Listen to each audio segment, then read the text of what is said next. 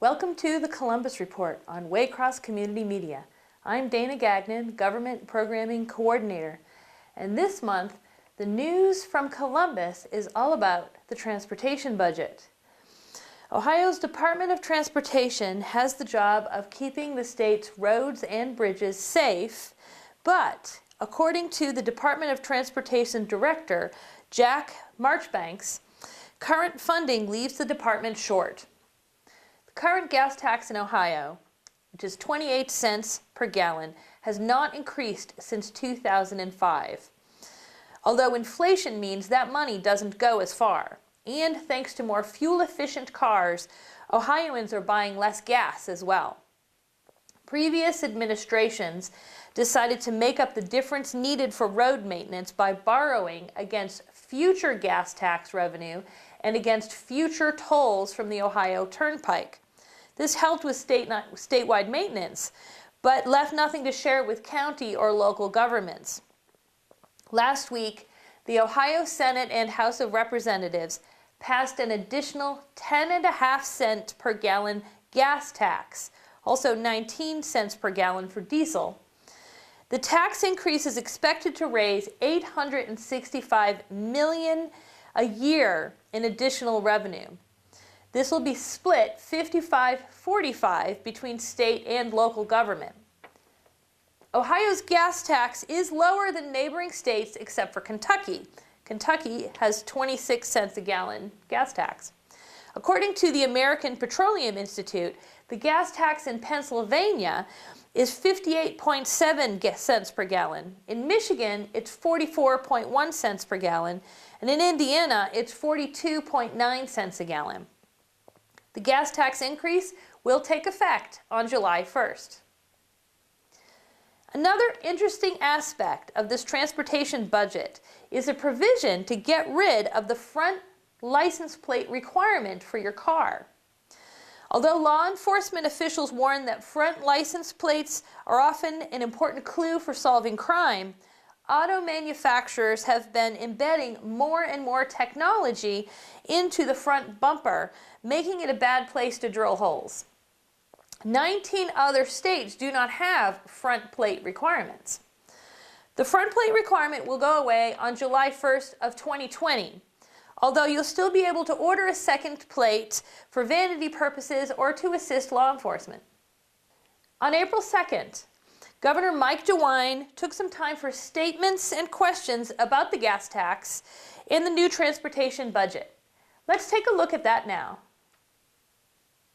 For this biennium, a strong bipartisan effort that we believe will fund Ohio's infrastructure moving forward in significant new ways compared to some prior budgets. But we were also cognizant during the process of what we needed to do to protect the taxpayers and make sure that we were improving our roads, improving our bridges, fixing problems that we see throughout Ohio, and making Ohio as strong as it can be while taking exactly what we need and preserving the taxpayers' ability to pay their bills before they pay the government's. And so you see some other things in the bill, in addition to the spending and the tax increases that are significant. First is the Earned Income Tax Credit, which will help the working poor in particular and give some relief to the people who need it the most. You see significant new rules that relate to transparency and openness. There is a provision related to a performance audit of the Department of Transportation.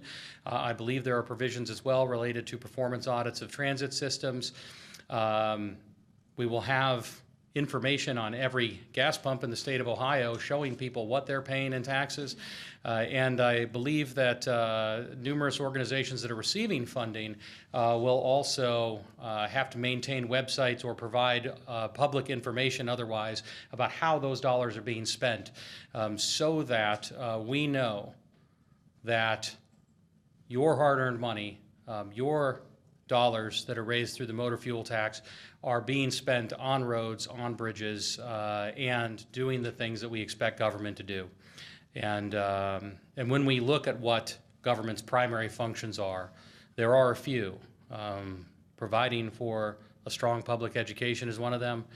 Maintaining roads and bridges is another one, things that people don't really dispute. And I think that where we ended up, working with the governor, with the House, and with the Senate, was a good landing place for the state of Ohio and for our future.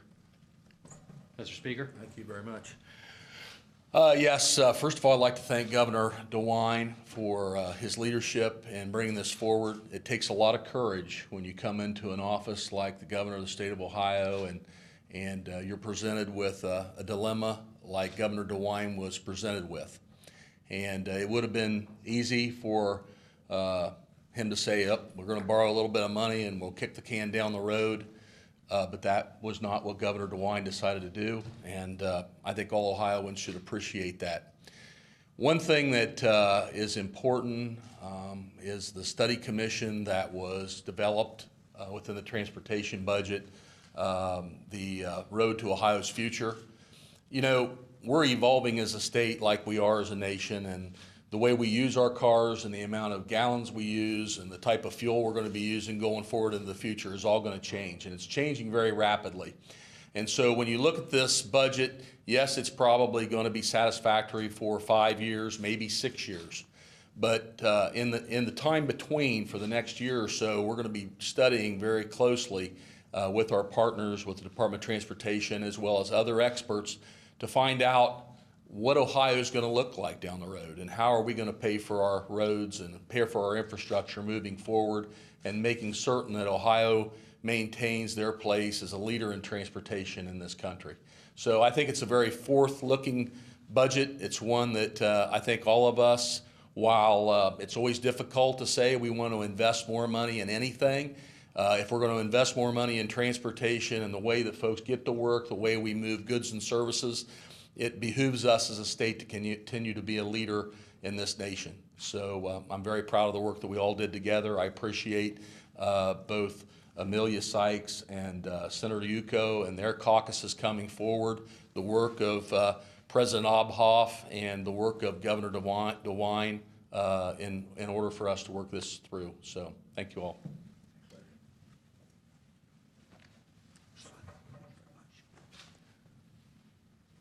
Well, I think this is a great day for Ohio. I want to thank the Speaker, the Senate President, our two minority leaders. I think it's significant. This was passed as a bipartisan bill. This was never looked at by anybody as a partisan issue. And I think that's a real testament to these four leaders who are behind me. This was a job that no one relished doing. Certainly I did not and do not, nor any of the leaders.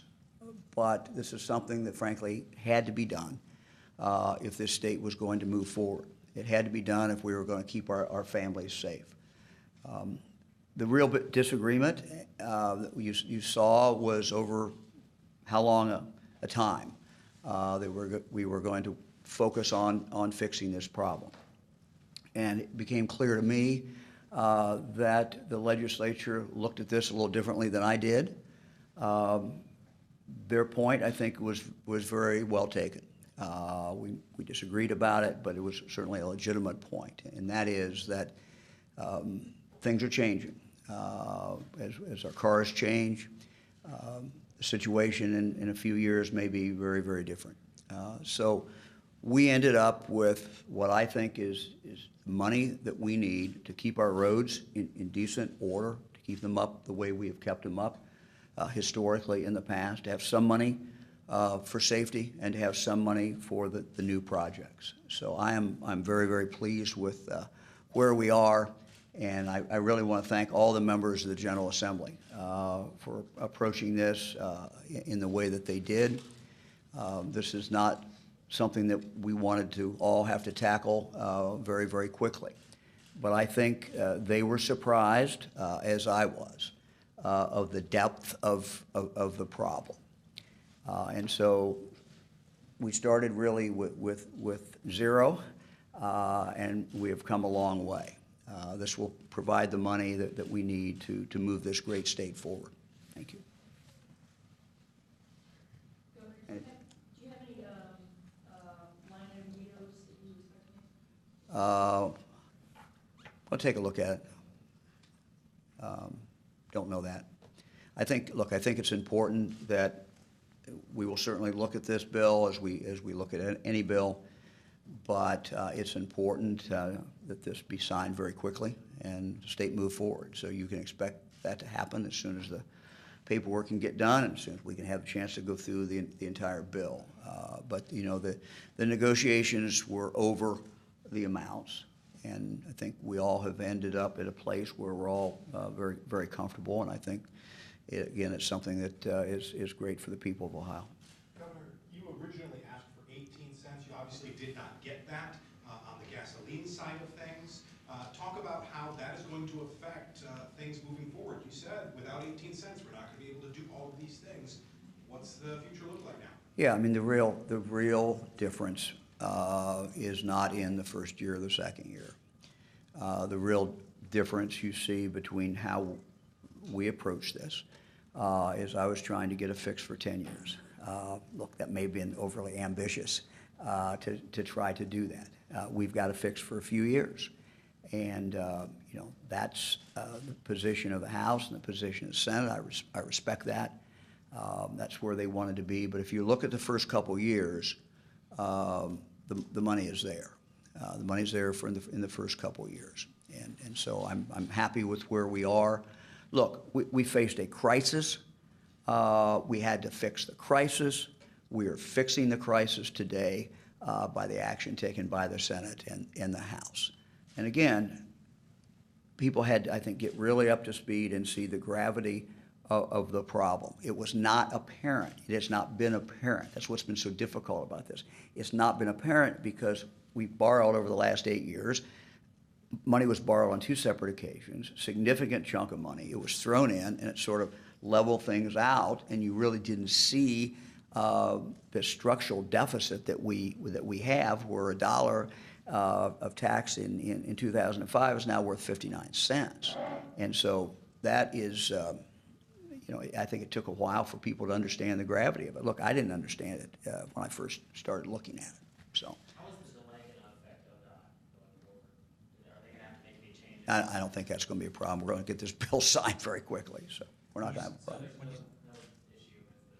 Look, we'll take a look at it. That's what it's going to be, and it's going to be at the back end. It's going to be in July 1, 2, 3. So. When you say very quickly, are you talking about tonight? Oh, I don't think they can get the paperwork done. LSC's been working pretty hard, but I'm not sure that everybody can get this done. I'm always in a hurry, but I'm not crazy either. So. Yeah. This bill would eliminate the front license plates starting in 2020. Yeah, this is not something that I'm excited about. You know, I've had a long history of not being excited about that. One of the things that we did do is put in here a year period of time where we can see what the technology is out there and if there's another way to balance this. You have the interest of car dealers and people who are dealing with cars every single day, who are taking cars and selling them in states, frankly, where you know, those license plates are not used. You have other challenges. We've heard from people who, you know, don't want those plates. There's also a cost savings. On the other side it is a tool for law enforcement. And so what I asked for and was able to receive from the Senate and the House is a year period of time where we can take a look at this, we can study it, and we can see if there's another way to get that identification there at the same time meeting the concerns that have been expressed by some of the citizens of Ohio. Are you concerned you're going to be right back here in a couple of years asking for another gas tax increase? Well, my biggest concern is to fill the hole now and to deal with the crisis now. So I'm not going to look down the road. A lot of things can change in a few years. So I'm not going to say when, you know, it would be irresponsible for me, I think, to say when we will have to come back and take a look at this again. This gives ODOT the ability to manage and to predict for the next several years. And I think it's very important. The other thing that's very, very important is what this does for local government. Local government has not benefited from the money that's been borrowed the last few years. That money has all been spent by the state. So local government has got no relief for a long, long, long period of time. So our townships, our villages, our county engineers who deal with the roads at the county level, our cities, there is a reason that all of them were begging us to take action. There's a reason that all of them were supportive of us doing something. And so as this story unfolds tonight, we don't want to forget that this is a significant amount of money that's going to go back for our local roads and our local bridges. We got a lot of bridges in the state of Ohio that are rated poor. This is going to enable our local counties to attack that, or townships to attack those bridges and make them safe. This bill is also going to give us at the state level the ability to go into some of these dangerous places that I've talked about and fix them. So it's a very responsible bill. Speaking of local government, there's language in the bill that would make it more difficult for cities to use traffic cameras and would take money away from cities that deploy these. Do you have any thoughts on the use of traffic cameras? And No. restricting them further? I don't have any thoughts at this time. No, I'll take a look at it. Do you have any thoughts on the money allocated for public transportation? Well, that's always a consideration. We must make sure that the folks who live in our cities have the ability to get to work, have the ability to live. So it's always an issue. So, If I recall his testimony correctly, Director Marchbanks mentioned at one point, even if ODOT had received the $1.2 billion it needed to catch up on all the delayed and deferred maintenance, it wouldn't be able to do so for 5, 7, possibly even 10 years. Is that still the case? And if so, how much of a percentage of the delayed and deferred maintenance can we expect to still be remaining after what we have now? I can't answer that. I was not there when he made that testimony, and so I can't really answer that. I mean, I can tell you that, based upon my calculations, our calculations, all of us together, in the first couple of years, we have a significant amount of money for safety and for the bigger projects. So that assumes every year we have to start by dealing with the maintenance.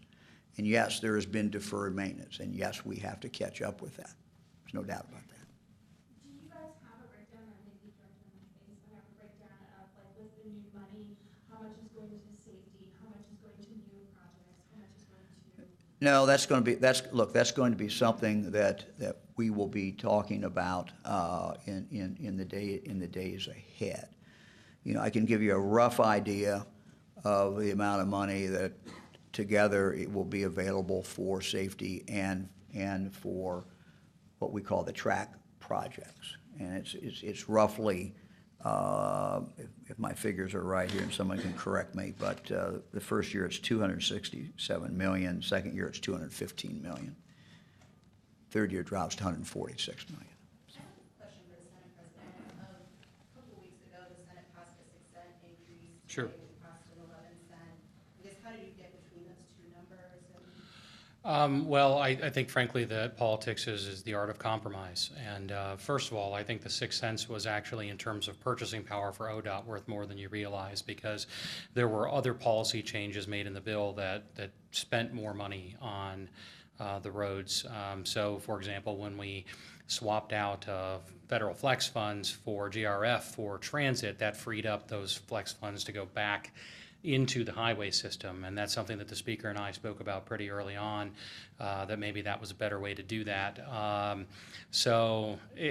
We've tried to focus all along not on a specific number for the tax rate, but on identifying what ODOT's needs were, what the local government's needs were, and then figuring out how we could fund those. And then from there, we sat down with the administration, we sat down with the House, and tried to come up with numbers that we all agreed would fully fund that need, cover the maintenance costs that the governor is talking about, that we're all concerned about, and then allow for safety projects and some of the major new construction. And I think we ended up in a pretty good place. Anybody else? Okay, thank you all very much.